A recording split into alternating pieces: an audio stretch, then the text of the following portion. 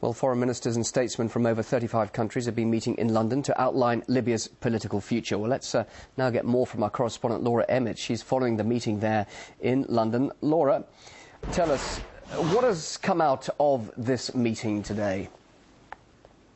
Well, at the end of the meeting, we saw a media briefing given by the UK Foreign Minister William Hague and also by the Prime Minister of Qatar.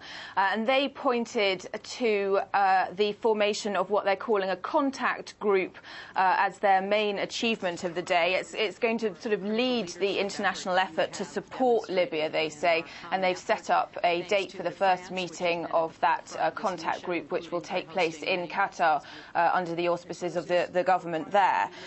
They also talked a lot about the UN resolution. They must have said the UN resolution 1973 about 20 times during this media briefing. They said that they were interested in the full and swift implementation of the UN resolution, preserving the integrity of Libya, and they talked also about pursuing measures against members of the regime, which is a clear pointer to the fact that the international community has agreed that it's necessary to target Gaddafi directly. They reiterated that NATO would take charge. That's happening on Wednesday. NATO will then lead the effort in Libya, and they said that they would continue this effort until it's done, essentially, until Gaddafi is gone and until they can create some sort of stability in Libya.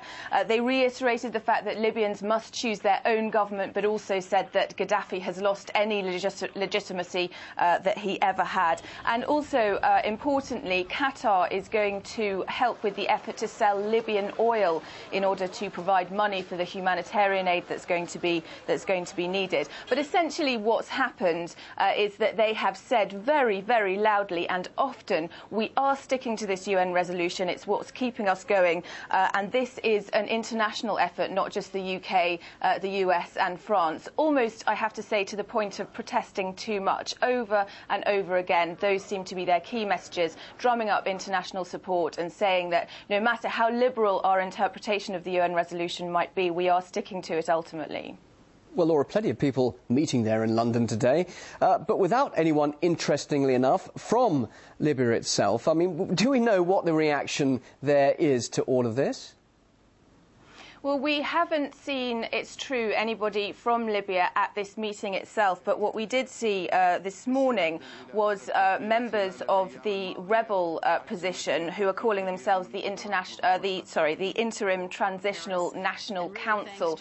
They met with William Hague and with Hillary Clinton and also with the foreign ministers of Germany and France. So they have been informing the process, but it's true they weren't invited to the meeting, and UK Prime Minister David Cameron says that's because they don't recognise them as the government of Libya. Obviously, the government is still Colonel Gaddafi's government.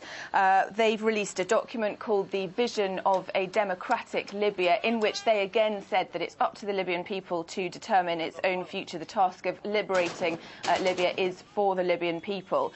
They also had 2 points that they said were entirely non-negotiable. The first one was that they would keep Libya united with Tripoli as its capital, and the second was that they demanded that Gaddafi and his sons and his aides underwent some sort of justice in the international courts. That might prove quite decisive, because it seems that the countries haven't been able to agree on whether to offer Gaddafi some kind of deal in exchange for stepping down, immunity against prosecution and a life in exile, or whether to pursue him through the international court. So that could divide the Libyan rebels and the international community. We'll have to see. Also, Gaddafi, none of his government invited. Obviously, Gaddafi himself not invited. He sent them, the meeting a letter saying that they should stop what he's calling their barbaric offensive and comparing the airstrikes to Hitler's military offensives during the Second World War.